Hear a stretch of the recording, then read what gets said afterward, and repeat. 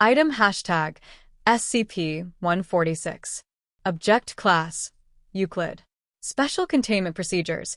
Containment procedures have been revised after it was noted that the effects of SCP-146 were sharply and dangerously increased under previous containment.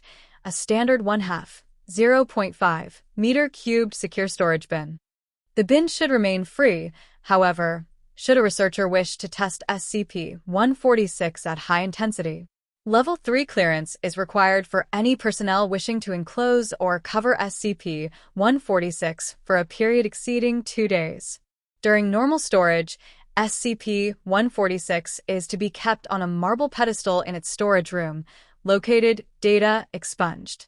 SCP-146 standard storage room measures no less than 20 square meters, with stuccoed walls and a ceiling painted to resemble a clear daytime sky. The room is to be kept well-lit, full daylight equivalent, at all times, furnished with an assortment of potted plants, which must be tended to daily, and decorated in the style of the late Republican period of Rome, c. 120 to 80 BC. Experimentation with different interior styles has shown that SCP-146 seems to prefer this arrangement and to have aesthetic preferences consistent with the aristocracy of Rome from that era. While this containment is standard, researchers with clearance level 2 or higher may experiment with different containment settings in order to modify the effects of SCP-146. While SCP-146 is non-modal and therefore requires little security itself, personnel entering its containment area or handling it in any way must not make eye contact with SCP-146.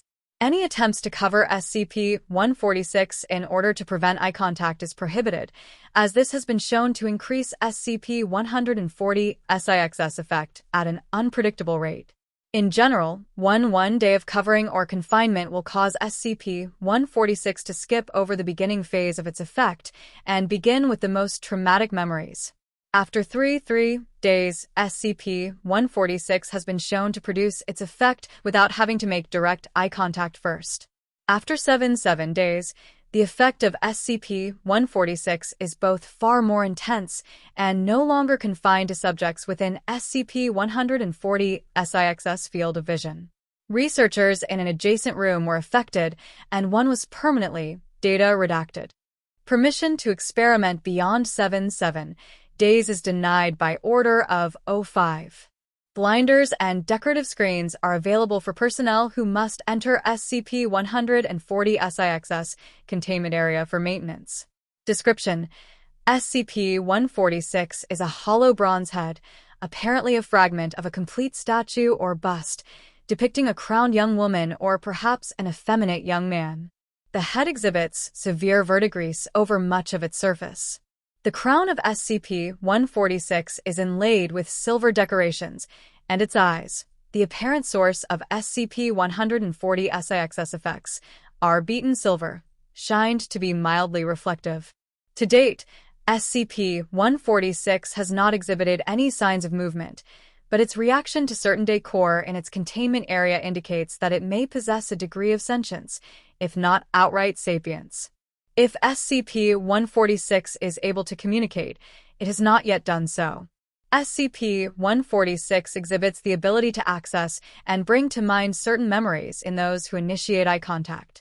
These memories are usually tied to a sense of guilt or shame in the subject. After initial eye contact is made, the subject need only remain somewhere in SCP-146's field of vision for the memories and associated feelings to become more intense, although continual eye contact speeds the process. Upon initial eye contact with SCP-146, recent memories will begin to surface in the subject. For example, subjects who have ignored a friend in the hall or exceeded the speed limit will be reminded of these events and begin to feel mildly guilty, whether or not they would normally care about the event. With continued exposure to the gaze of SCP-146, the subject will begin to recall older and more vivid memories, with a corresponding increase in feelings of shame in the subject. Generally, after 30 minutes of exposure, the memories will move from being vivid recollections to intense hallucinations, with the subject unable to distinguish the past from the present, or the imagined from the real. Subjects have been observed to regress in personality as well, particularly in cases where memories of childhood trauma have been brought up. Any test subjects exposed for over 30 minutes should be restrained both for their own safety and the safety of others. All subjects to date who have been exposed to SCP-146 for 60 minutes have completely retreated into their hallucinations. So far, no such subject has been restored to consciousness from this near-catatonic state. Such subjects must be fed intravenously and are unresponsive to external stimuli, save for occasional murmurings consistent with their regression. It has also been noted that when subjects recall a shameful event, they will often feel compelled to make amends for their actions. This is not generally a problem in the case of minor offenses and has in some cases led to greater unity among the staff. However, problems arise when the subject cannot make amends, either because the offended party cannot be contacted or because the transgression is somehow irredeemable. Sometimes, the subject will put forth renewed positive efforts in order to balance out their guilt. However, in most such cases, subjects fall into a deep depression and/or turn to some form of self-punishment, including self-mutilation and suicide. Please see the attached experiment logs for detailed cases. SCP-146 was acquired from a Mr. of Birmingham, UK. Mr. had acquired SCP-146 during the estate sale of a renowned philanthropist, the late Lord of. It was purchased in a lot with a number of other artifacts for £. When Mr. began to experience SCP-146 effects, he began seeing a psychiatrist, undercover agent UA-33-56G. Mr. was put into an institution and SCP-146 was taken into Foundation custody. UA-33-56G's notes on Mr. S' mental state are available for study by researchers of Level 2 or higher, filed as Document SCP-146-A. Experiment Log #146-01. In order to calibrate a baseline for SCP-146 effects, a standard 4 by 4 meter interrogation room was divided in half by an opaque curtain. SCP-146 was placed on a table inside a protective plexiglass case in one half of the room. On the other side of the curtain, Subject D-044323 was restrained such that he was looking directly at SCP-146's position. Researchers maintained constant communication with the subject via intercom throughout the testing process. The curtain was dropped, causing the subject to look squarely into the eyes of SCP-146. The subject voiced immediate discomfort and closed his eyes, with an increase in heart rate of 15 BPM. With prompting, the subject related the memories he was recalling, beginning with minor breaches of behavior protocol. The subject then recalled several altercations with other prisoners before his being taken by the Foundation, including a particularly graphic description of data redacted. Researchers noted that as time went on, the subject became more cooperative and his speech patterns changed, resembling someone undergoing therapeutic hypnosis. After 15 minutes, the subject's speech had become slurred and his EEG patterns showed similarities to someone experiencing vivid dreams. The subject entered into one half of a dialogue which culminated in his trying to break his restraints. After several minutes, the subject ceased thrashing and began to cry. The subject started begging, apparently to someone in his hallucination. "Stop. Take it back. Don't. I won't do it again.